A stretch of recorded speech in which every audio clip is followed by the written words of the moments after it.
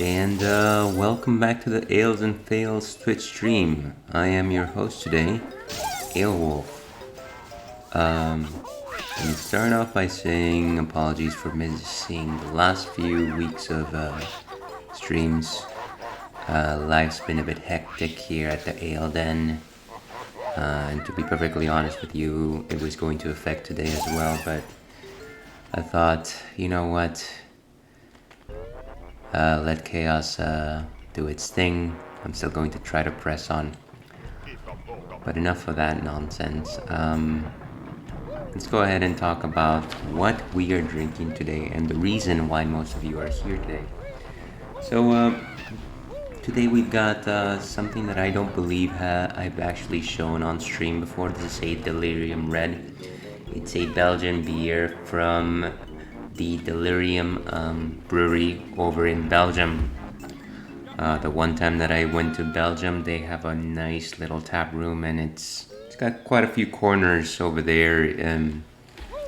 They've got a wide selection of Delirium beers, but generally the ones that you'll see here in the States are Delirium Tremens, which is a light blue can.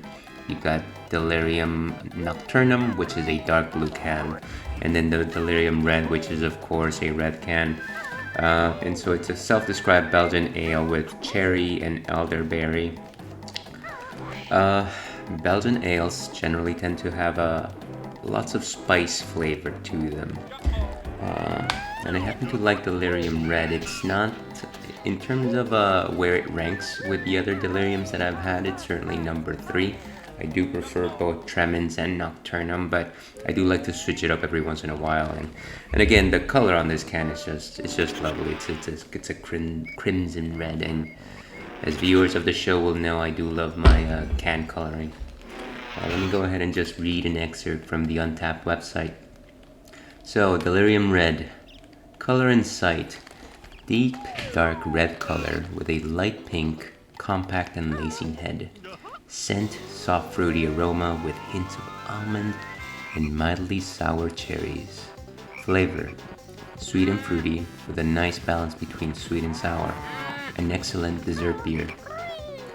And maybe that's a fairly apt description of what I would describe it if I had to term it anything, a dessert beer. It is sweeter than most helpings without it being a cider or a fruit beer itself.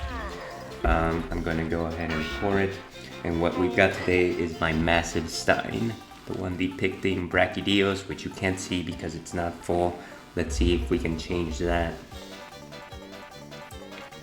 And so yeah, it's got that nice red color on it, which you don't see in most beers, even on red ales.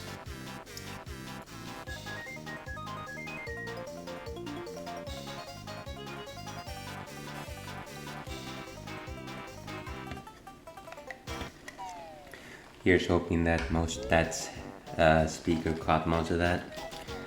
So yeah, nice deep dark red there.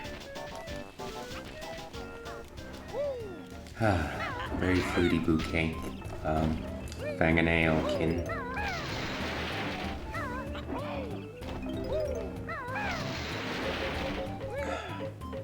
It's a very strong cherry flavor. I definitely agree with that.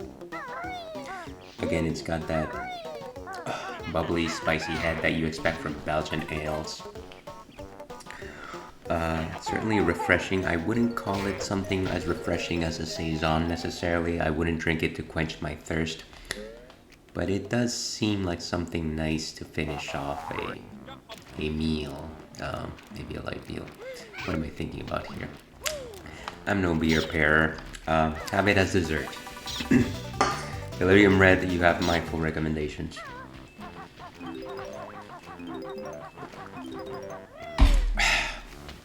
But let's move on to what we're playing today. If you'll recall, I I did finish Super Mario Brothers 2 during the last time I played the retro corner here. And so I thought, let me go ahead and start a new game, something that I haven't shown before.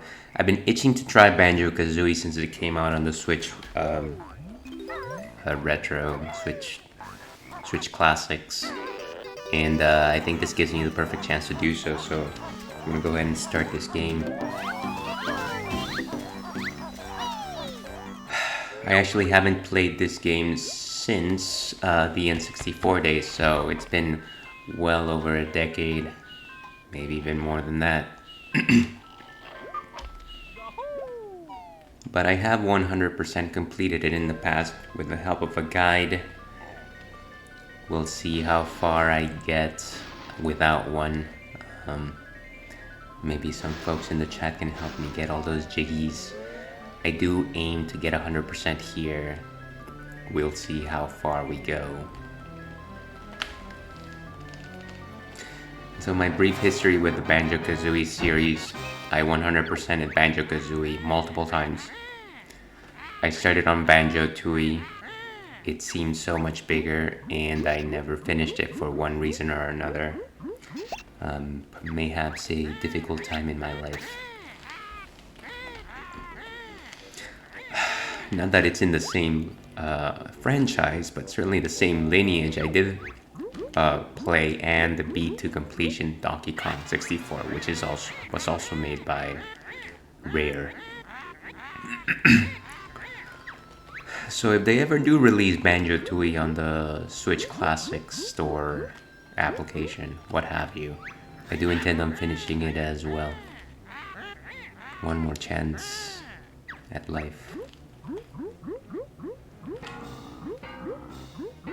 One of the charming things about the Banjo series is simply how every character talks in grunts. Of course, the Nintendo 64 didn't necessarily have that many games with speech, and so this was a charming solution. I know that there's a lot out there that thought it was annoying. I certainly enjoyed it. Just the wibblies, wobblies, and the honks.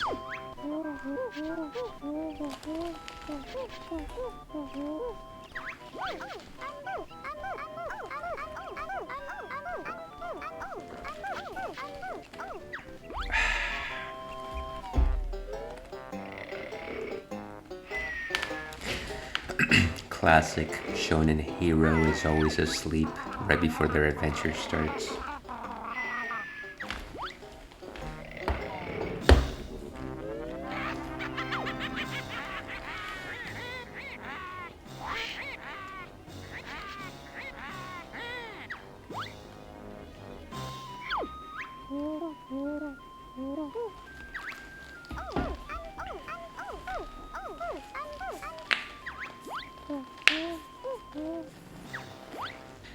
The world is quite limited here.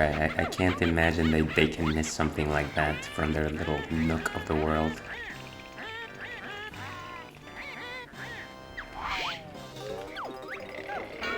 And so all this stuff is happening outside, and we are sleeping right through it.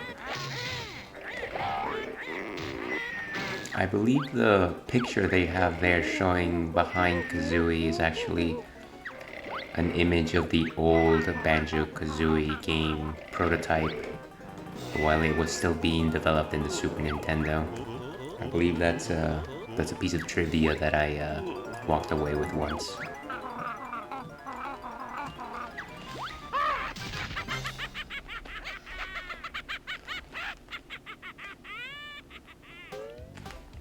Alright, well, let's see what happened.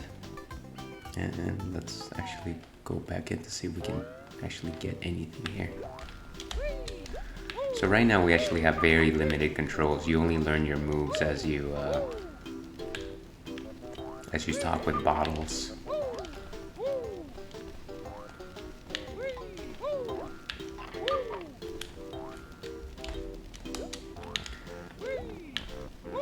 It's also going to be slightly difficult for me to remember most of the way that I used to play this game, simply because I'm playing on a Switch Pro controller as opposed to the old N64 standard.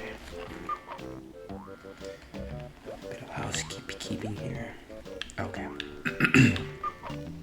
I know this house has a few tricks, but for the life of me, I cannot remember them at this time. We'll come back.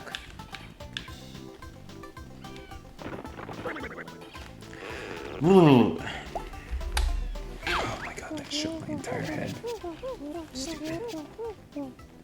Ooh, names are handicapped as soon as the game starts.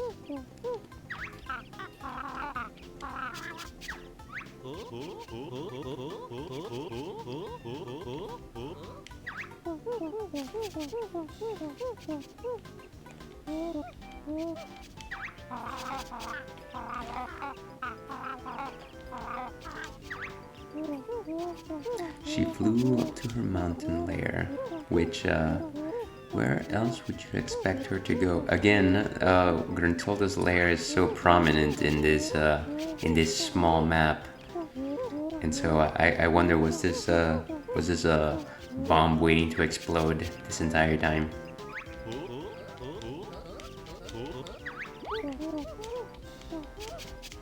Okay. Why don't you just give me all the moves now, please?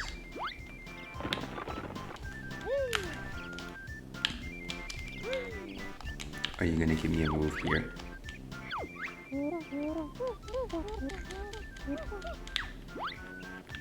How specific? Yeah, how the camera moves. I guess in the old game it used to be with the C stick, but now I guess it's handled with the right stick.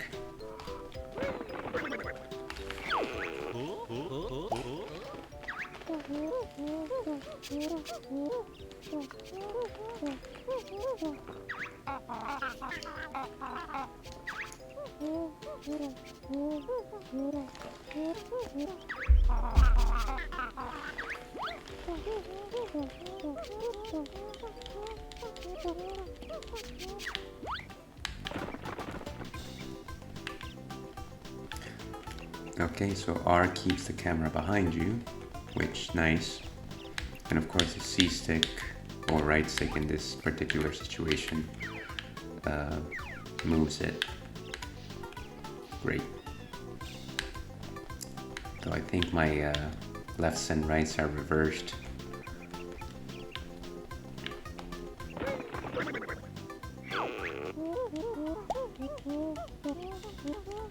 Claw swipe.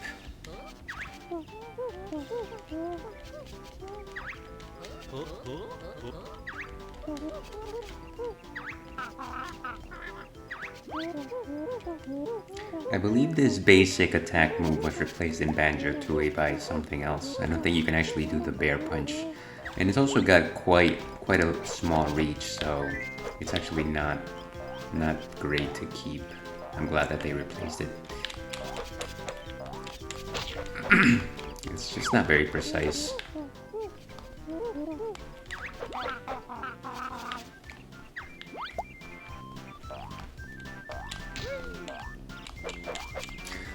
Here, just attack the innocent carrot.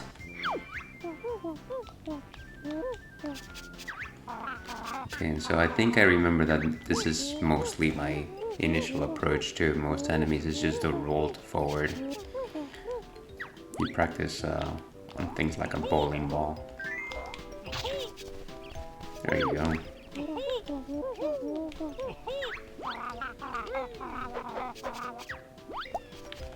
Okay, destroy the vegetables.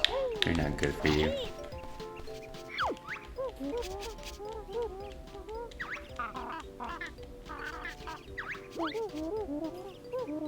Rat-a-tat.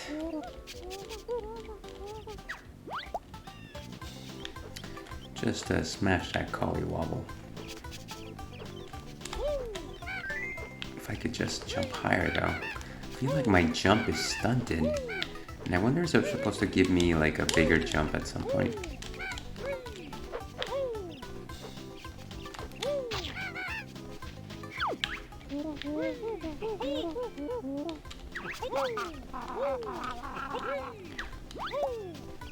Alright, destroy another one. So It's quite difficult to reach these guys.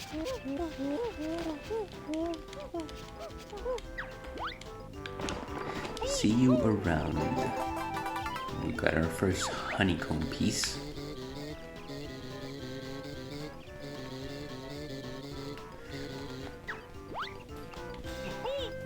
Nice. So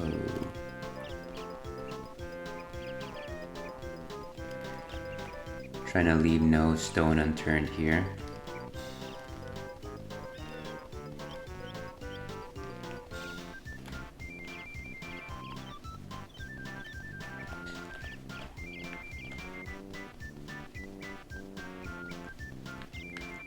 Interesting angle. Anyways, at least now we have basic attacks. I generally like to stretch the camera as far back as possible. Gives me a better sense of things.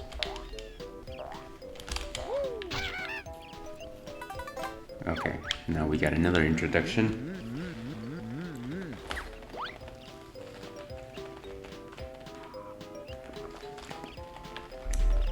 And so I think these guys will require a slightly tougher attack.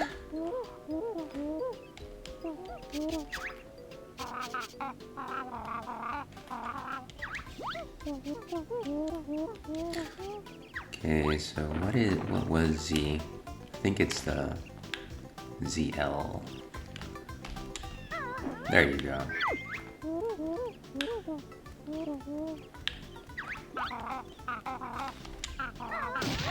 Okay, beautiful. Just a football tackle. Destroying the sentient rocks. Excellent.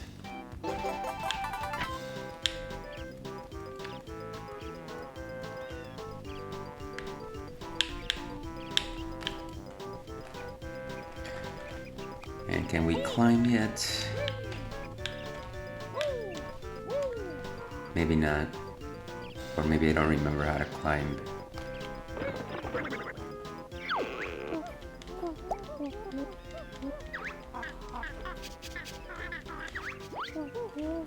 No flight just yet. I think that comes into World 2.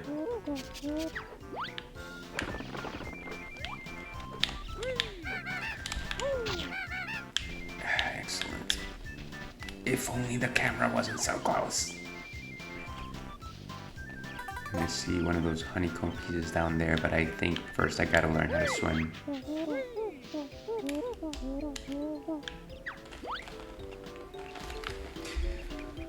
Oh, I must.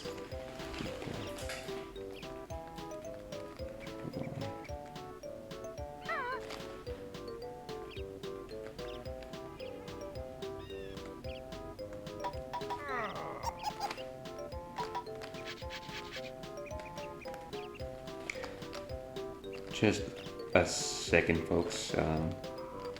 Having to chat with my shopper.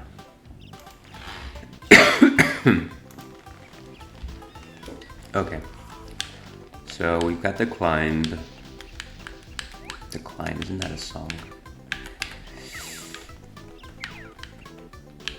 Okay.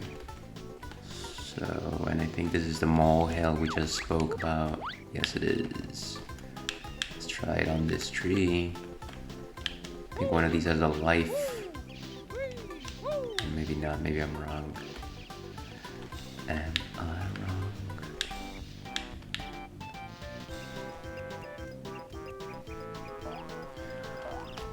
Bowling for carrots.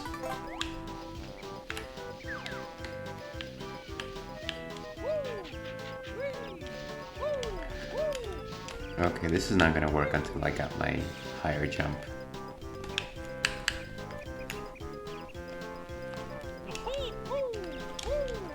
And I don't think this is gonna work until I have my feathery flap. That sounded rubbish.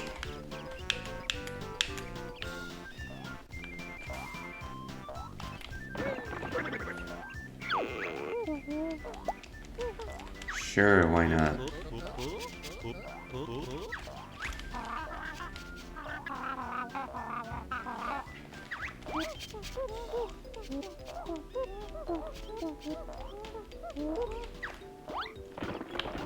Okay, so regular swimming.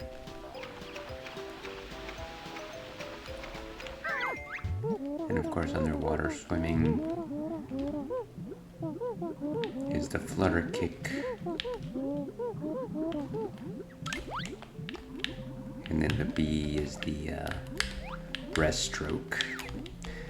And I remember those names from Super Mario 64, at least that's what they were called.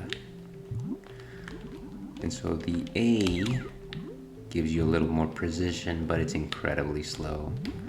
Whereas the B gives you speed, the need for speed. And I know there's a piece here. Yes, there is.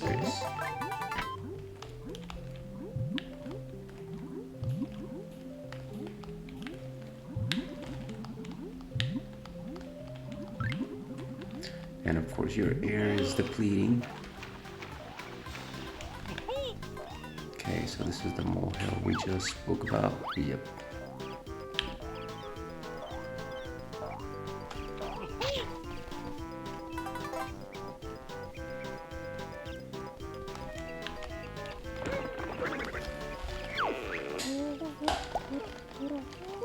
Ah, that is true.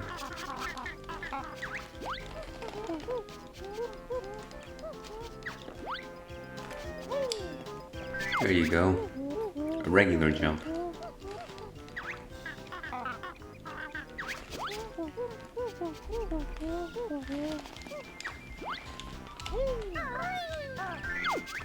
And there's your hover.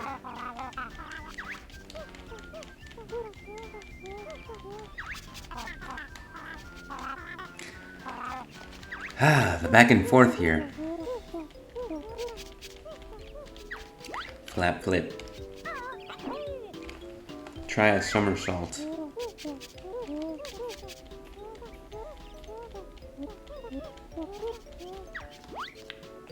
Okay, so that's all the jumps. All the moves that we're gonna learn here.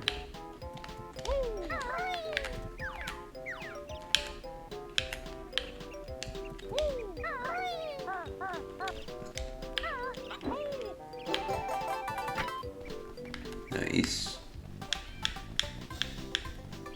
I thought there was something hidden behind one of these.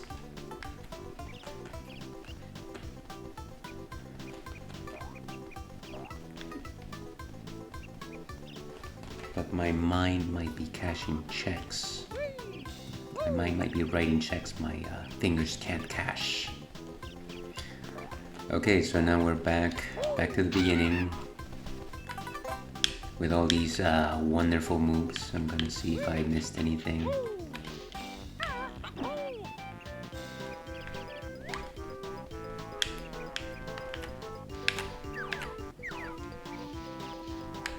I keep pressing left when I mean right on the camera.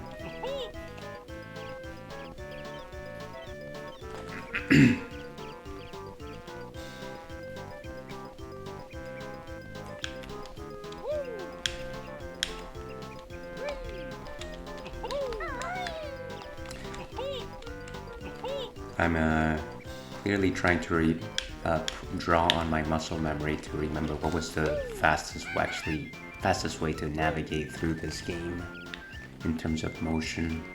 And I don't know if it was rolled all the time because you have this freeze right after you roll first, which is not fast. Maybe it really was just flip-flapping everywhere. Okay, so that's the mountain. I think one of these has a honeycomb. It's not this one.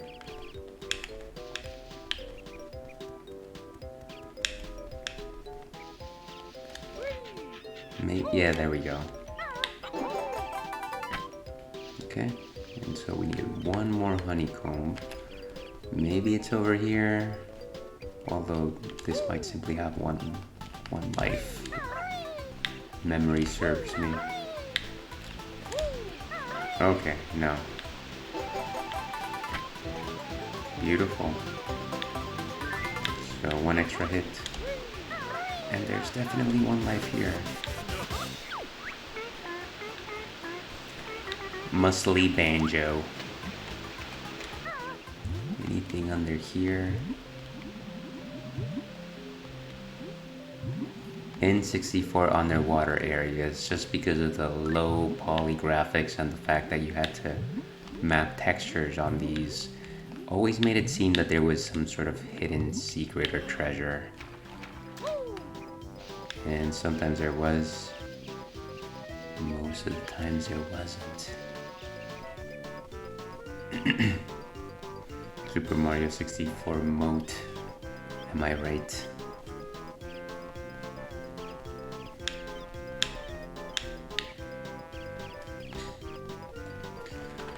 Alright, let's go up the Spiral Mountain.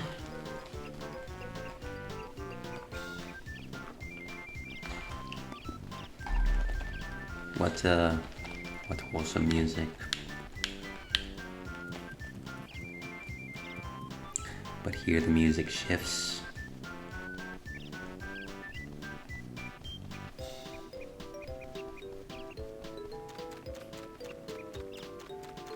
Ah, wet grass.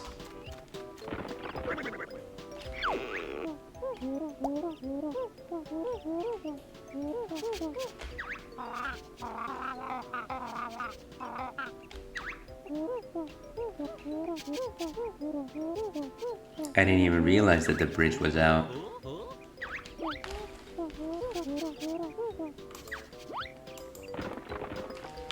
Okay, excellent. Let's start her up.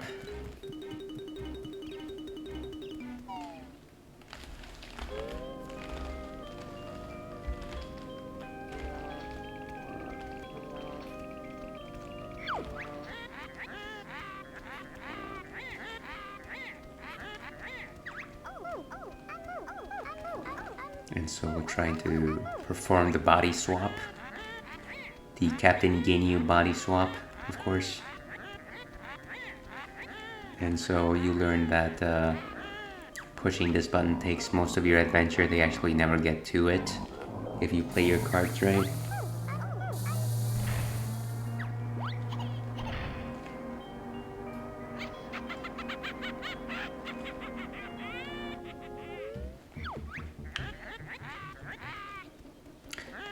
So the fun thing about this particular location is that you keep hearing Gruntilda say things, this and that, constantly taunting you. But on that note, I need a small break here. I will be right back. Just gotta take care of one specific thing. Be back in less than 5 minutes.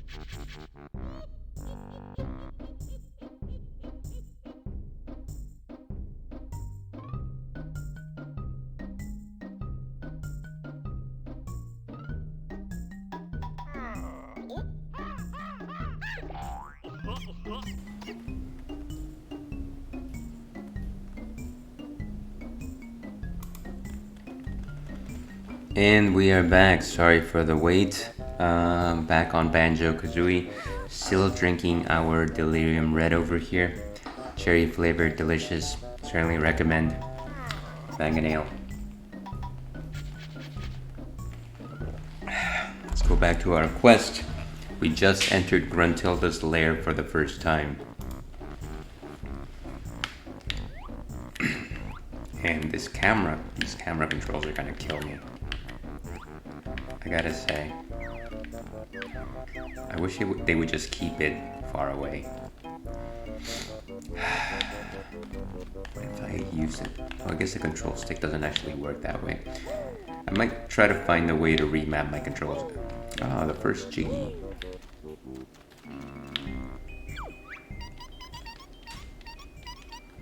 Mr. Jiggy.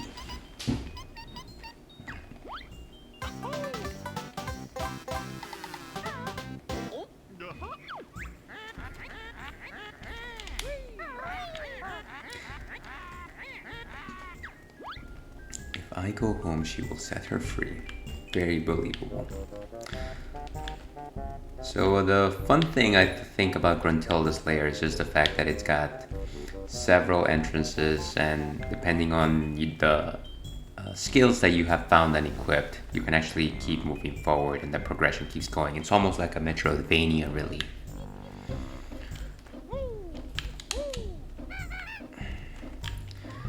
Unlike Super Mario 64, you can't actually enter paintings though.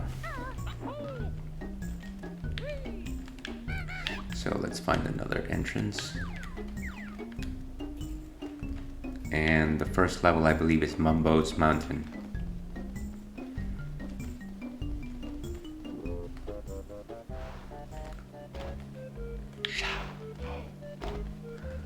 I really like that, how the level kind of layers the song of the background.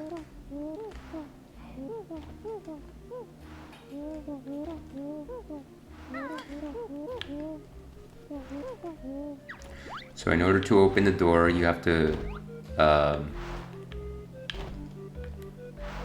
find the puzzle that corresponds to this level and put enough jiggies on it in order to actually proceed. And of course, for the first level, it happens to be right next to it, if I'm not mistaken. Yes. So only one jiggy is missing, which we just took.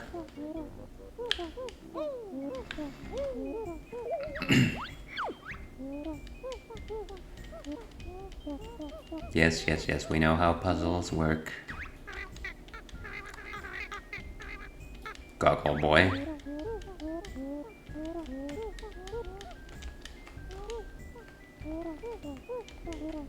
Let's get jiggy with it, as Will Smith once said.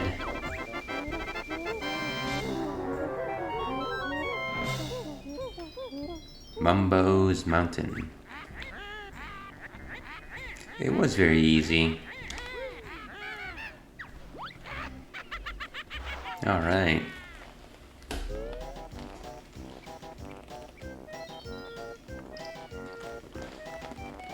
Alright, back in my element. First level of Banjo-Kazooie. 3 new moves.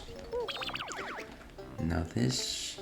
The nice thing about the save screen on this, for this particular collectathon, is just the fact that you can actually see how much of everything you've already got. A refinement of the collectathon, if you will. Whoa. Die.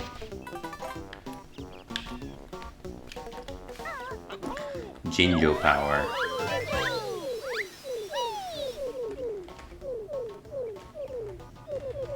So every world has 5 Jinjos. Every world has 100 notes.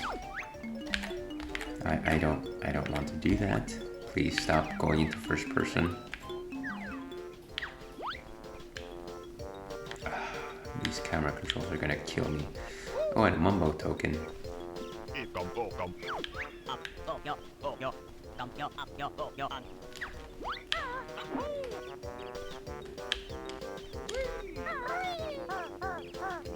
I don't think you can reach most of these until you become an ant.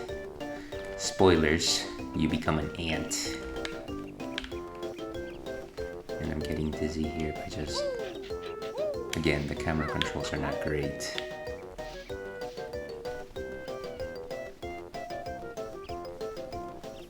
What are these even supposed to be?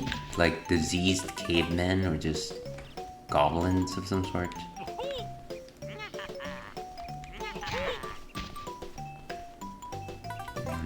A blue Jinjo in the horizon.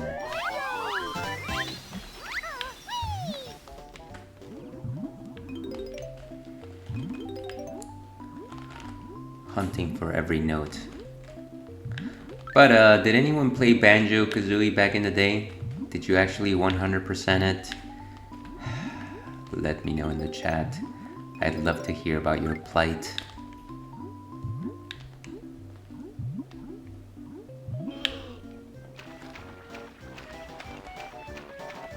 Just that gasp for air. So realistic.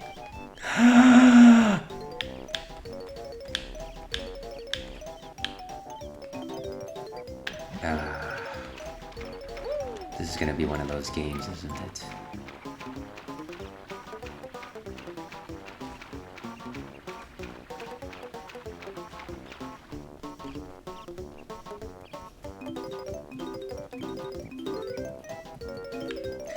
If I recall correctly, the bull is actually invincible, so I'm not even gonna pick a fight with it.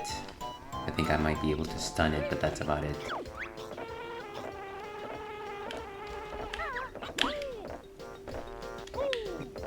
I guess I have no need for honeycombs right now.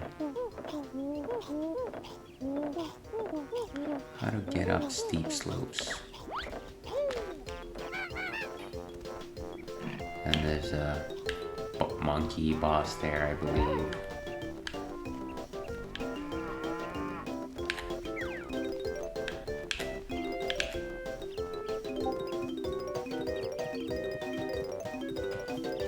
And just a second here. You hear the call.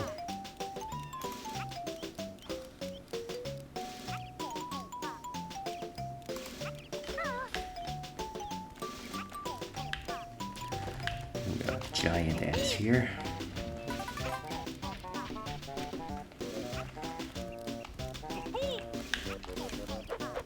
Oh, come on, just kill the thing.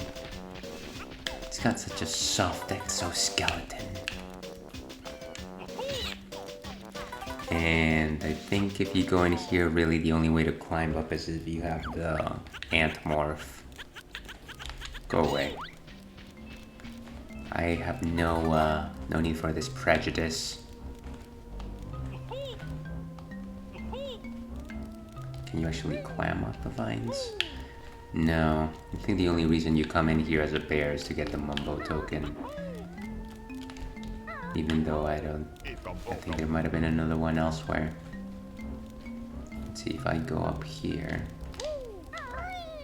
Yeah, it starts slipping.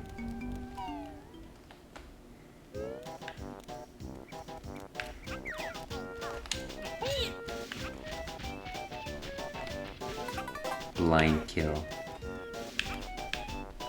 I don't think there's anything else here. Let's just continue going up.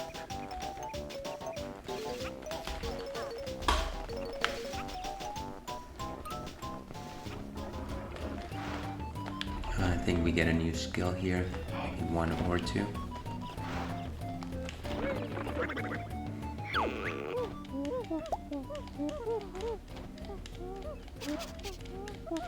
Okay, so the butt slam, really.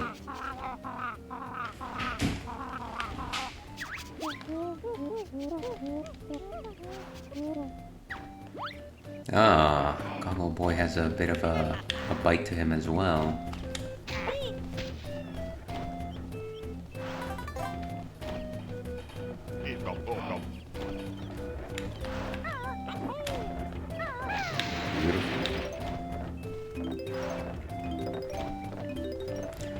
For high destructive power.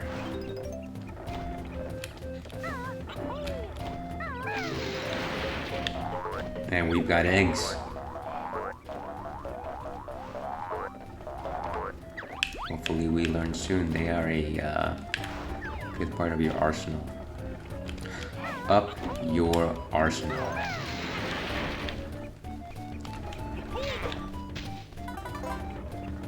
And last one. No. Ah, Jinjo.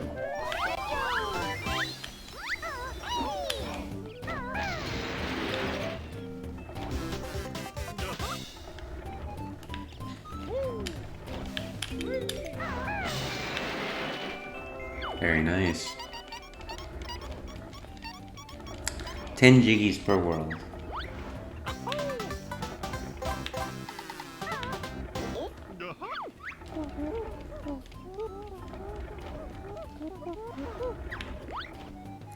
I am not ready yet, Chief.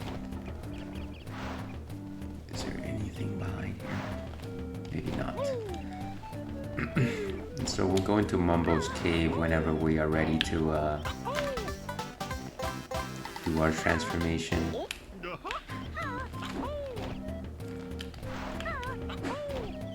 Was there anything here? You know what? It probably doesn't even matter. All I have to do is destroy that thing, but that'll come with the egg shooting ability.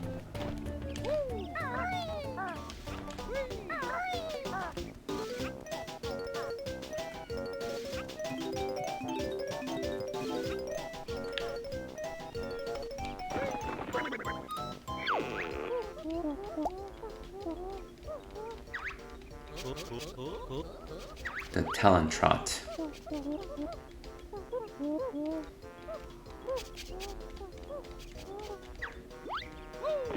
Okay, so one of these. Okay, so I think this was the way that I was supposed to race through things. Doesn't seem like there's an energy gauge to manage here. So it's actually free running, which I wish would have been the thing this entire time. I think it's also got a bit more grip. I think it was grip.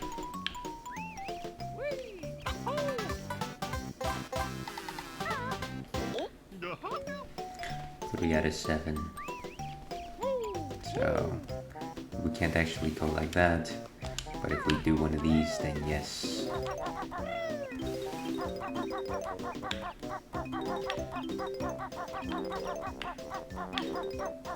My hitbox is too specific.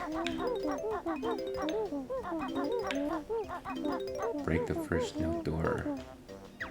I don't remember there being no door spells. But my memory is spotty at best. Okay, let's see.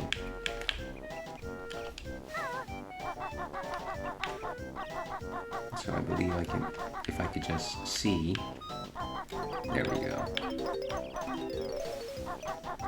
So like I said, the Talon Trot has a bit better grip than the Banjo just walking by himself.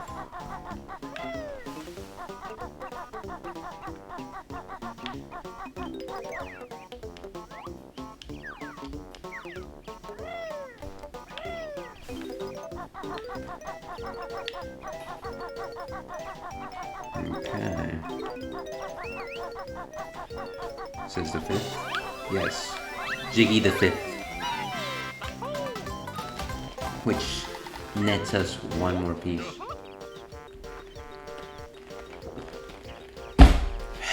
Okay.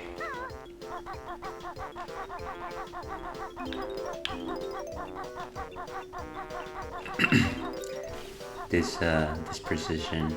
Can't wait for Rusty Bucket Bay.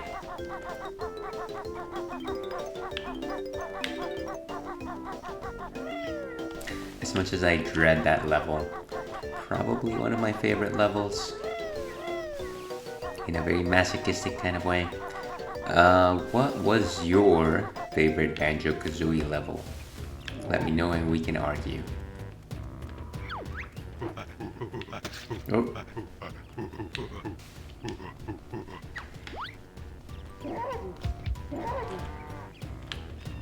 So combo. I think I'm supposed to, right, make him hit the thing.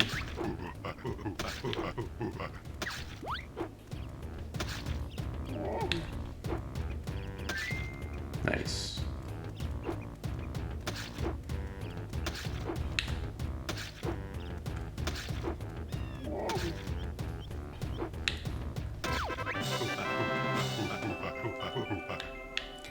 That happened.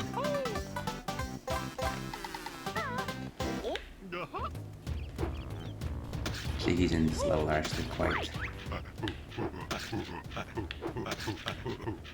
I refuse, they are mine.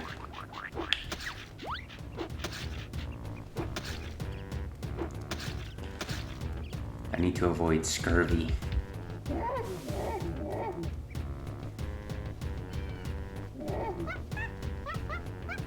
Oh.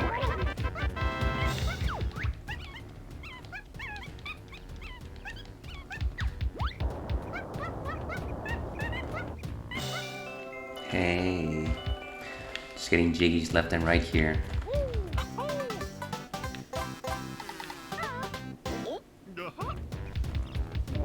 Those must be quite difficult to pass.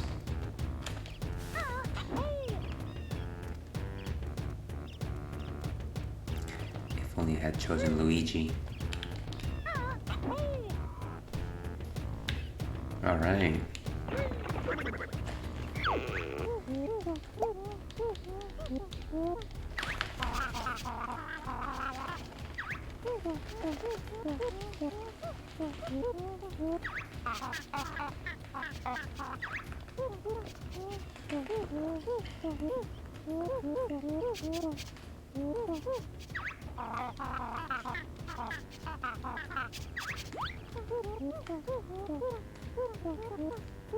The bird also has a backpack.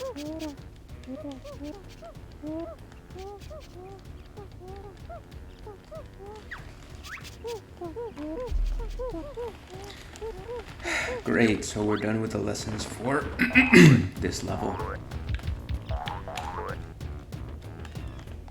I guess the control pad that really doesn't do anything. Do I really have to... So top C is that one.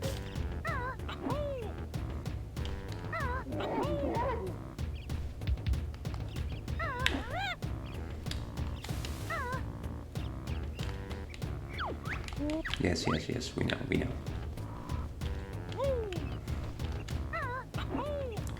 Maybe I need to remap some of these. So can I actually do this? Let's do it live, folks. Maybe what is it? Minus.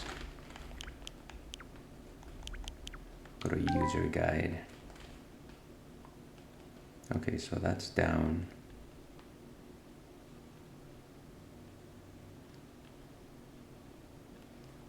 Huh.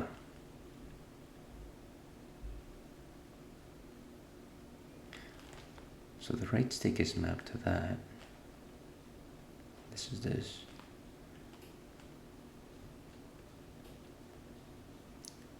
Their control pad is mapped to those buttons, which are completely useless. ZR plus.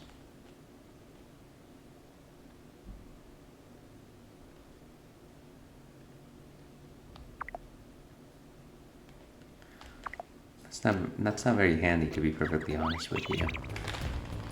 I'll just do a quick online search here.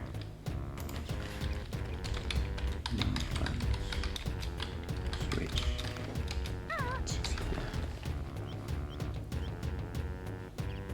Scroll down, control select, change button mapping.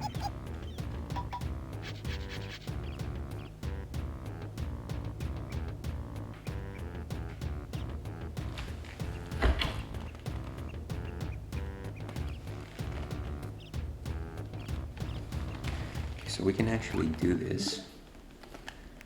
Button mapping.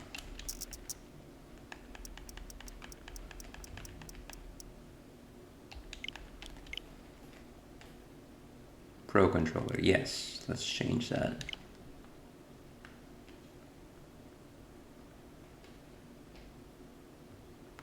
Well, will this change my buttons for every single game? That's actually not something I want. Save as a preset, load a preset mapping. What if I do this? CLCR.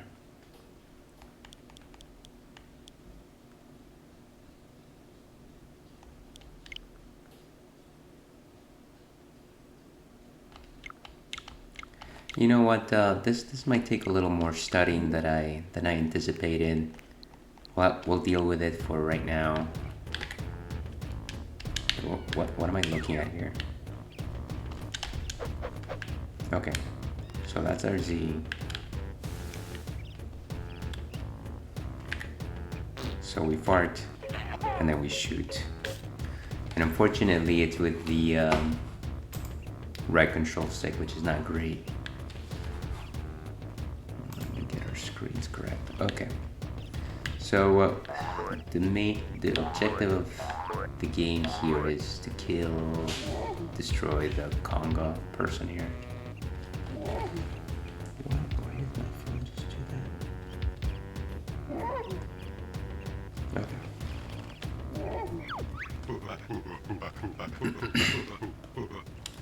Sure. Whoa, hey.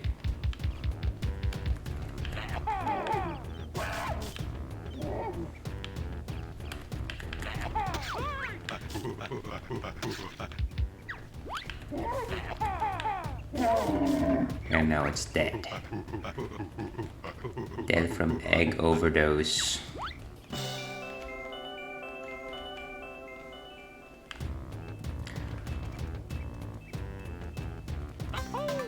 Should have just used egg beaters.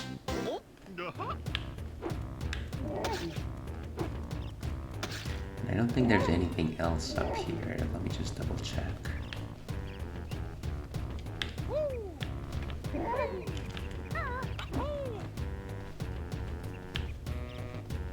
So that's oh, okay. So there was a couple more things here. Whoa, hey.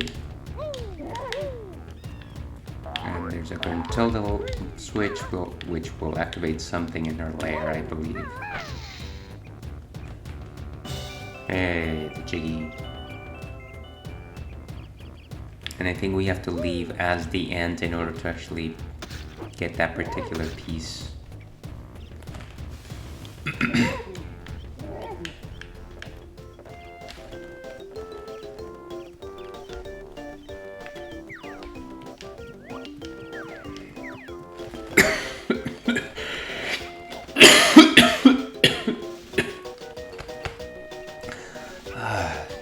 Health declining.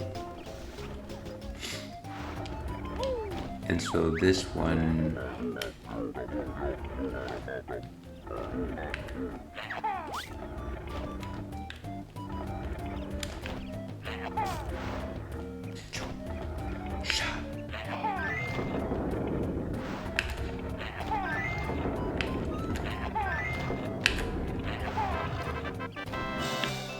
Beautiful. 8 out of 10 pieces. Oh, wait a second. Wait a second. Oh, come on, dude. Ugh. That's gonna bug me. Probably gonna have to come back.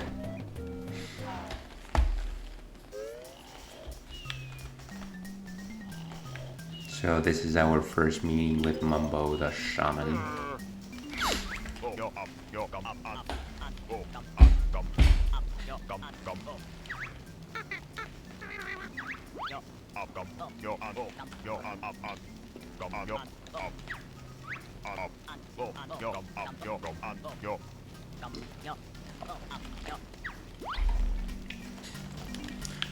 And let's see if there's anything else in his hut. I think there's a rafters. Yes, there is a rafters.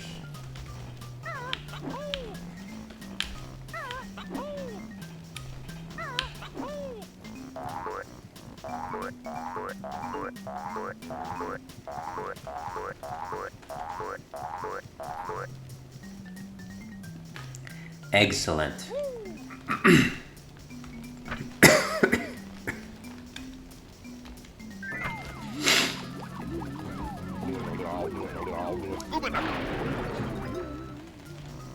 Power of magic. Friendship is magic.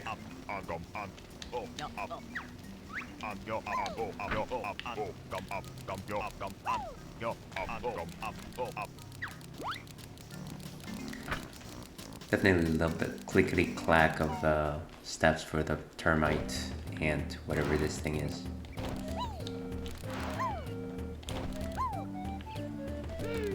And so I think the one benefit that this particular metamorphosis has is just the fact that it can crawl anywhere. So something that might have thrown us off a ledge, like this particular mountainside, is now very navigable. Welcome to the chat, Sieg. Good to have you. I did not know that you played Banjo-Kazooie before, or maybe I'm making an assumption here. But it certainly wouldn't surprise me given somebody of your pedigree, caliber, background, gaming background. Let's just say gaming background.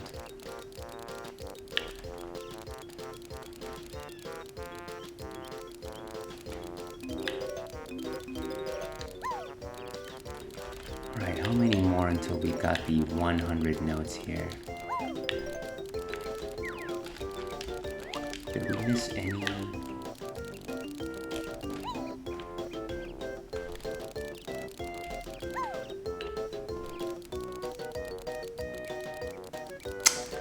Beautiful. I am certainly glad to see that we are of one mind on one more gaming aspect. I think that a lot of folks didn't care for the collectathon games in the N64 era, and for whatever reason, I was certainly a fan of them. Actually, I was just telling the chat that I did finish this particular game and 100%ed it 2 or 3 times in my youth. But my point of shame is that I've only ever started Banjo-Tooie and never finished it. So if it ever comes to the Switch online retro thing, then I will definitely give it a whirl then there. Have you? Where's the entrance here?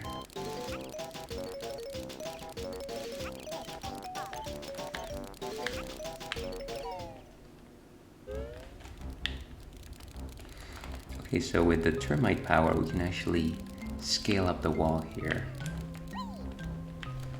Still, our camera is not our friend in this particular area.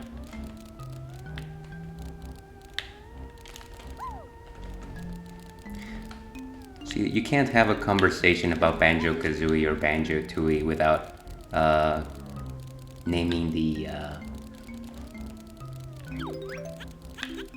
absolute, I want to say maybe the logical end, which is Donkey Kong 64, which is the biggest collectathon of them all, which once again I enjoyed to the fullest. It is certainly one of my favorites, and if it does actually, actually I do think it's on the Switch N64 application, so I might give that a poke at some point. How far does the tunnel go here? I don't disagree with the fact that Donkey Kong 64 was too much, but I still did it. And you know what? To this day, I still know the DK rap by heart. So if you ever want to jam to it, let me know.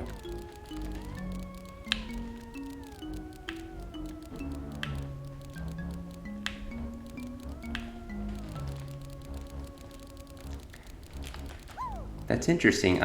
So Banjo-Tooie was a logical extension of this game, and they were very ambitious with it. If you're aware of the stop and swap technique that was implemented in this particular game, they planned to make a connection with that game using this cartridge swapping technology, which never came to fruition, but they repurposed it into secrets for that particular second game, which I always thought was just like a box of just like mysteries and questions and what could have been. So you completed it on the 360. Is that a good remaster, by the way? I haven't, I don't know what the popular opinion on that is.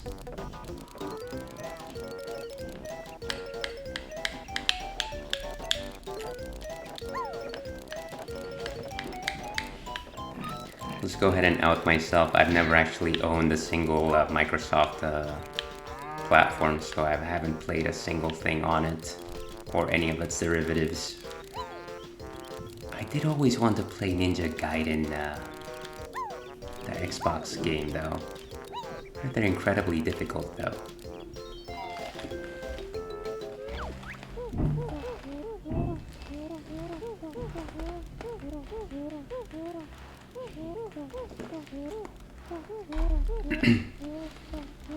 Okay, so I'm glad that I collected the 100 before leaving this particular level.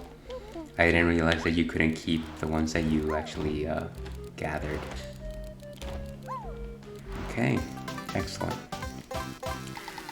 Let me just pop back into the level to see if I got everything. I think there was one honeycomb empty piece that I didn't get actually. Seems like people think it's a superior version since it runs better and you don't lose your notes on death. It's funny that you mentioned Rusty Bucket Bay because that just happens to be the level that sticks in my mind the most. And for as much hatred as I had for completing it, there's a certain level of nostalgia when I think about it. Maybe it's because I spent a lot of time on it that I just...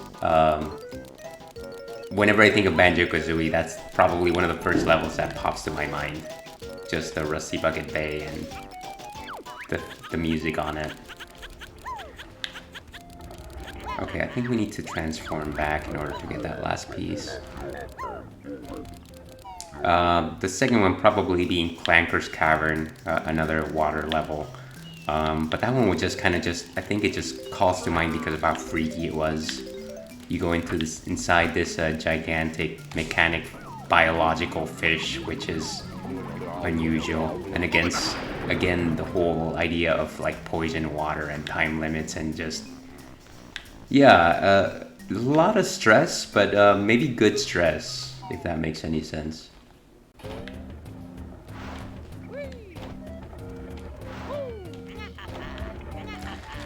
Alright. So, maybe the second one, and maybe we can jump here. No, not yet. Okay, so at this point...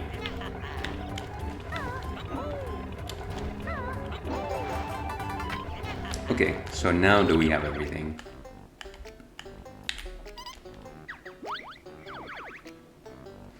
Okay, so this is good. This is good. 26 minutes.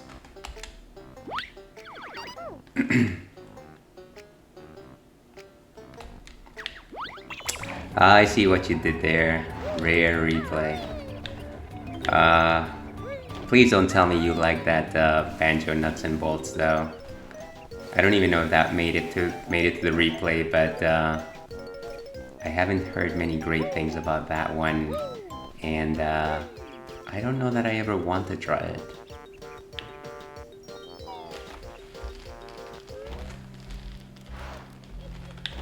Okay, so finish with Mumbo's Mountain. And what are our totals for Grumpy Slayer at this point?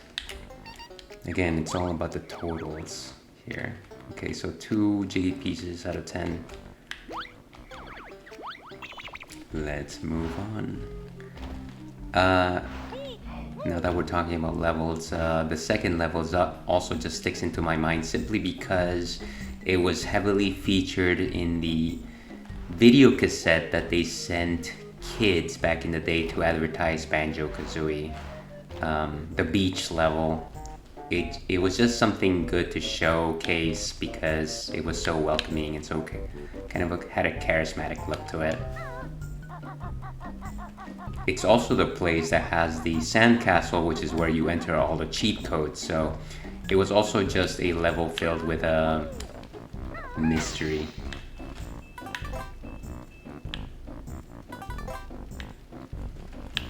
Yeah, I now that I think actually you said Freezeezy Peak and the song immediately popped into my head, and I haven't thought about this for years, so that's fun.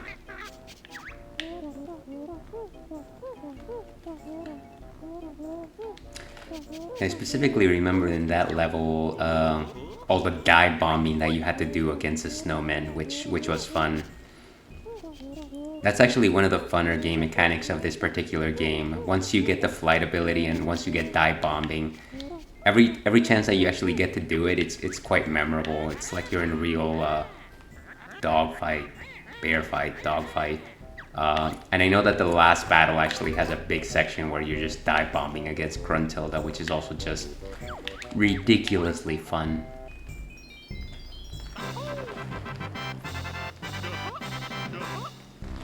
Oh wow, you actually had the VHS.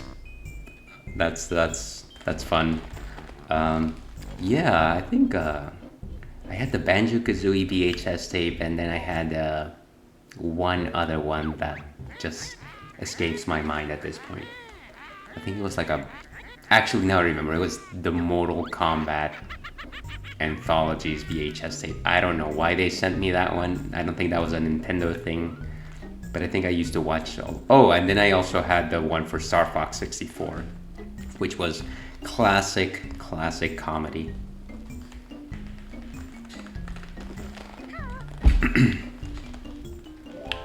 And this is Gruntilda's sister, Brentilda. And just a bit of real life.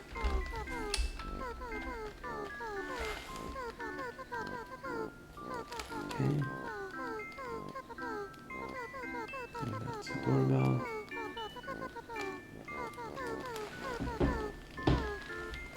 And so Brentilda is supposed to be telling you hints, and actually the hints that you get from her are trivia on her sister. And so the only purpose of actually listening to her is actually remembering them for the game show that you played closer to the end.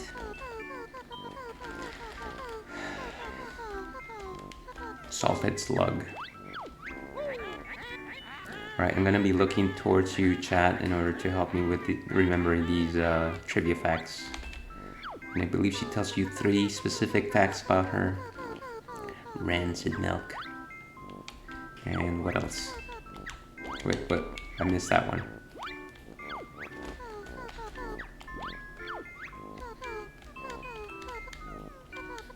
The Witch's Warehouse. That should be easy enough to remember. Alright. And there's a Klungo here. For some reason I thought that was going to do something. Okay, so here's the puzzle map for Beach Cove Place. Treasure Trove Cove. And there you go with the leitmotif changing whenever you approach a different level. It changes the theme song of Gruntilda's Lair, which again I always thought was quite clever.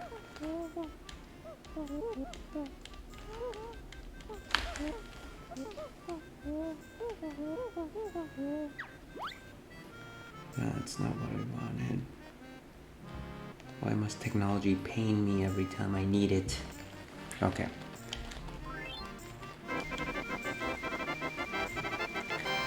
Second level unlock, and now we have to find it. This one is actually not as close as Mumbo's Mountain was.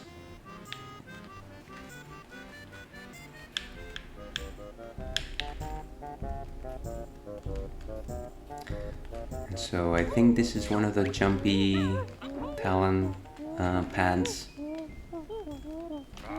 Ah, geez, that came out of nowhere. And what's up here? I think maybe this actually requires a first-person perspective scan. Oh, there's another puzzle map over there. There's an opening there as well. I'm gonna say that if we go down the basement, we'll probably hit the beach level. I wanna see where this leads before we actually descend on that.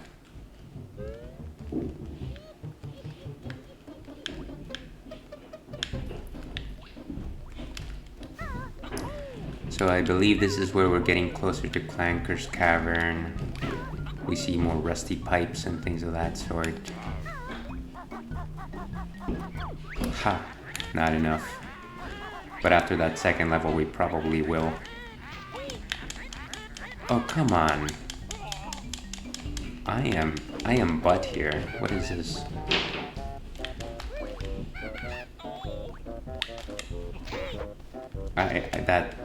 That is ridiculous.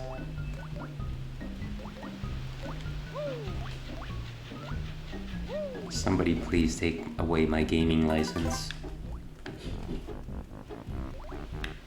So there's two entrances there.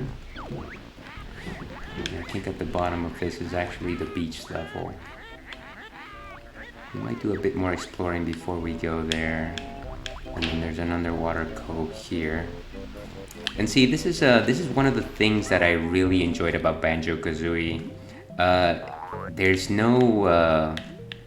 even though I guess there is a particular way in which you must approach levels and a particular order of things, it just always gives you the feeling that there's stuff to explore and that you don't actually have to go to the beaten path. Is that the right idiom? I don't know.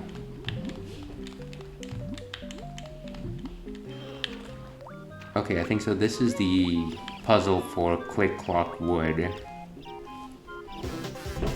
That was at 1 life. Brentilda over here giving us some more gossip.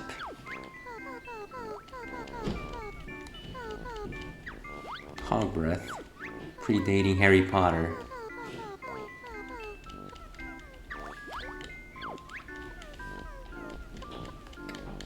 Tongue brown. Is there a different brown? Oh, thank goodness, I didn't know you did that as well.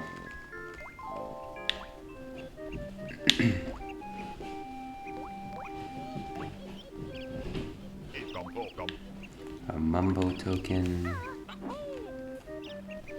There's really no purpose for us to fill the Quick Clockwood puzzle just yet, since we're not gonna get to it for, well, really until we finish the rest of the levels. And we actually can't fill up any of it because the puzzle, the thing to fill the puzzle is actually not even here. So let's get out of here.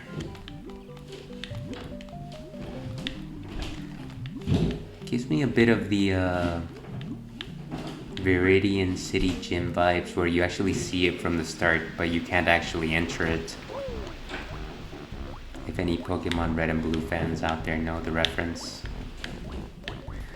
And I'm fairly sure that over here is where we have the beach level entrance.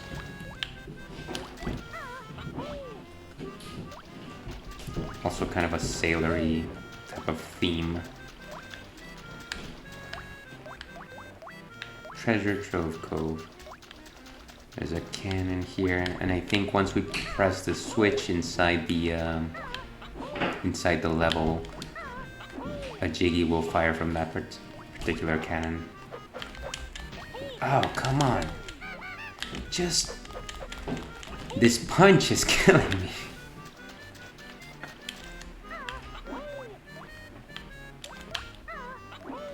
Okay, let's just roll through everything. Jeez. No point in using that attack, honestly, so I'm so happy that they replaced it in Banjo-Kazooie. And red feathers are the currency used for flying.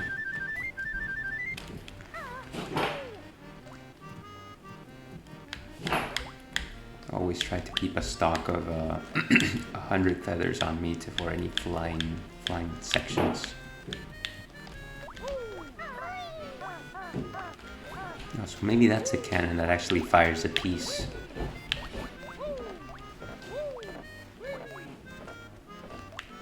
Yeah, let me just make sure that there's nothing behind it.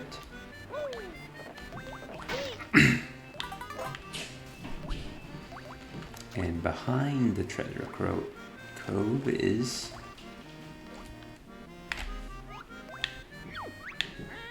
huh, I thought something was in here.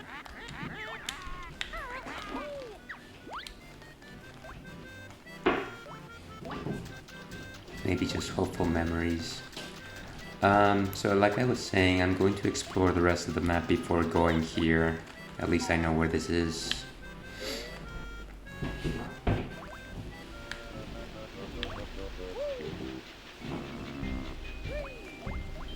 Okay, so if you go down here, if you just swim through Anchor's Cavern, right? Broken pipe. Nice. That's the first time we haven't gotten smashed in the face.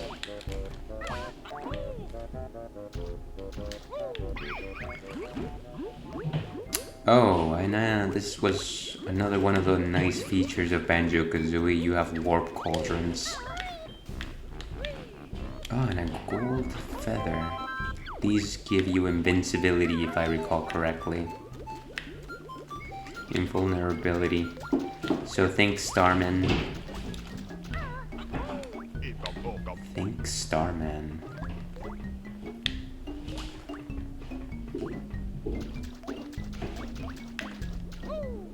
Okay. So I'm sure that will be a helpful warp at some point. Let's keep exploring here. Now we went through the bottom of the pipe, let's go through the top.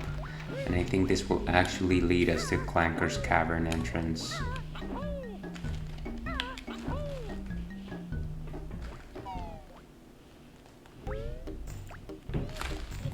Okay, excellent.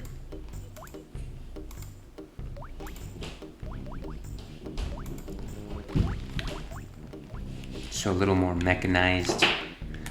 A little bit of that Final Fantasy VI aesthetic.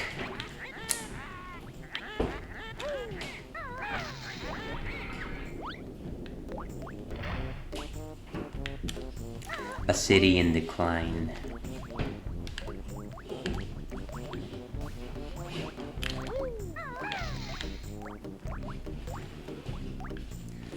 Okay, how do we get over? Okay. Probably have to explore that lake.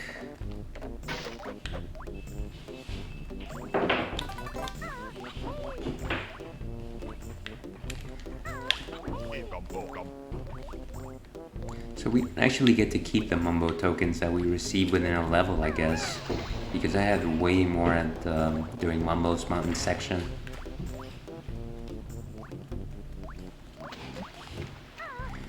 Alright, let's see if there's anything down here.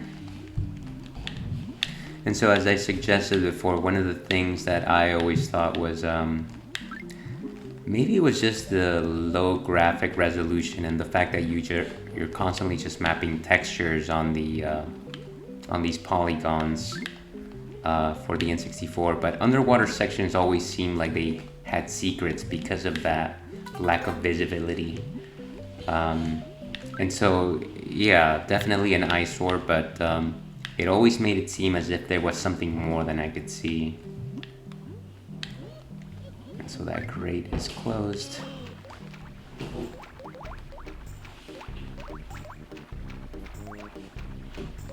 How do we get back on land?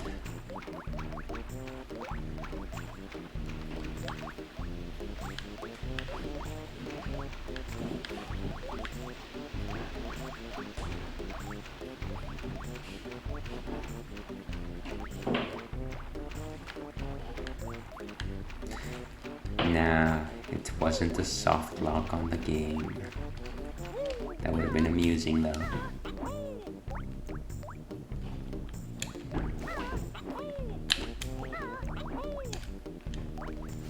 Now, if only I could...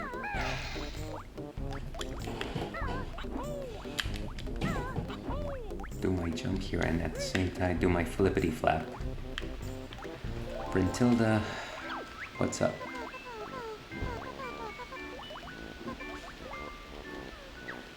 Well, that's something. A nasty pet dog. Leg chomper.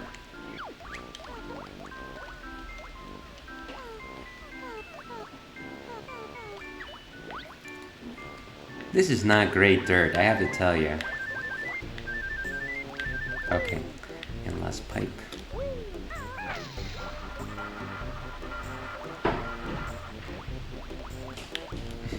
Okay. Jeez, the textures here just make it look like disgusting booger dirt or something. A la Earthworm Jim, if anyone played that in a 16-bit console.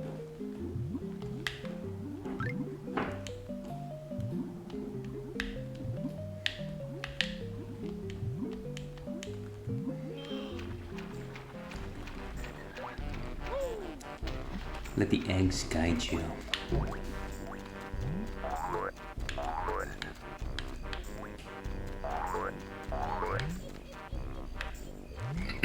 Okay, and so this is the map for Bubble Gloop Swamp, which I think is the 4th level in order for this particular game. Not that I think that this game has particular level order or anything like that, but might want to save those JDs for an earlier level before we do that.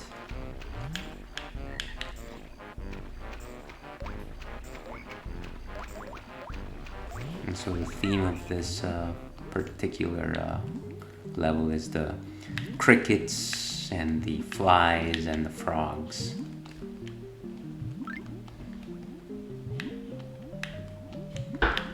I tend to forget what happens once you start lose all oxygen, honeycombs. You just die.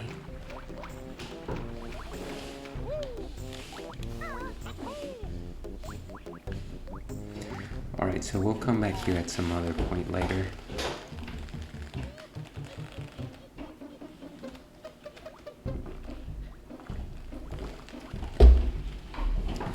Still enjoying a delicious Delirium Red, if anyone's following for the drinks. Delicious spicy Belgian beer with cherry flavors.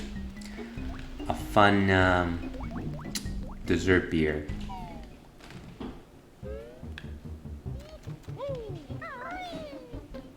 And so our ultimate destination is probably going to be Treasure Trove Cove for today's stream, but before we do that, we have one more entrance to explore.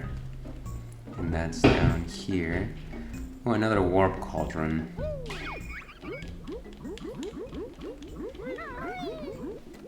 And so this one is purple. If I remember correctly, the one that we visited was a deep red, maybe? What else is here? So there's a Mumbo token and some more eggs.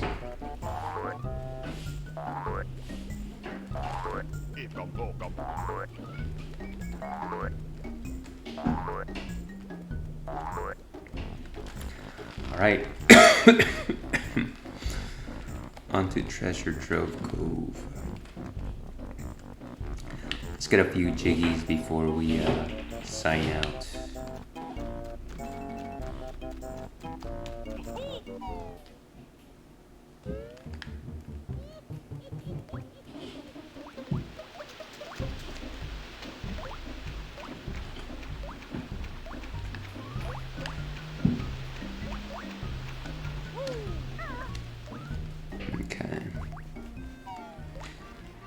Let the music guide you with the old sea shanty. Was there really nothing here? Maybe not.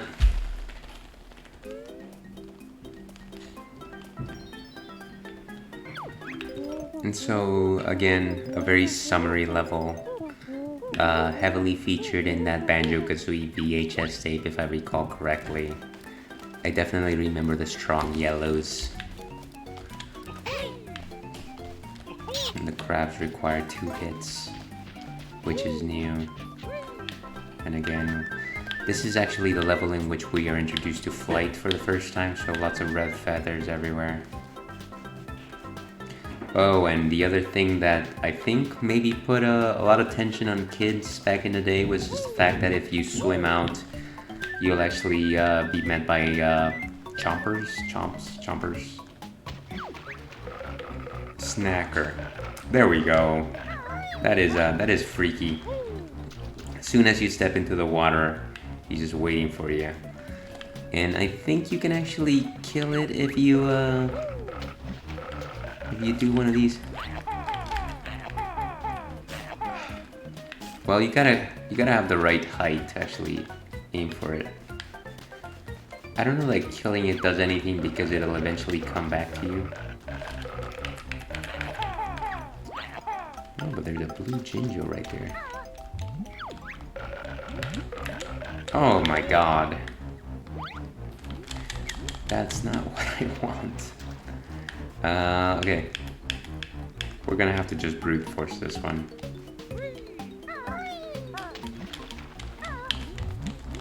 Wrong angle, dude.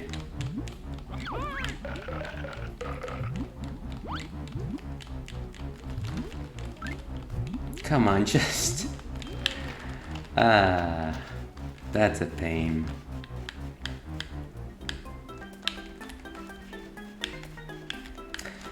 Well, you're not watching the Ails and Fails Twitch stream for not failures.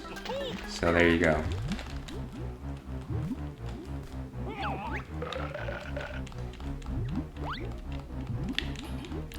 What do you call it when you keep trying the same thing and assume that you'll succeed?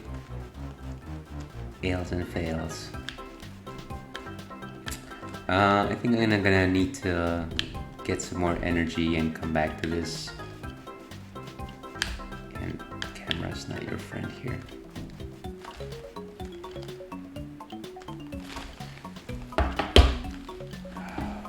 Okay.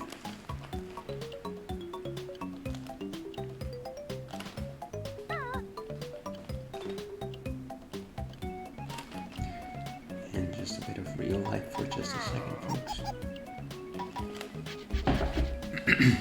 Okay.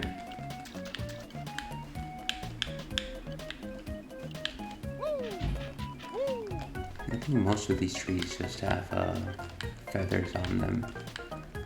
So maybe I should be a little more selective with which trees I decide to climb.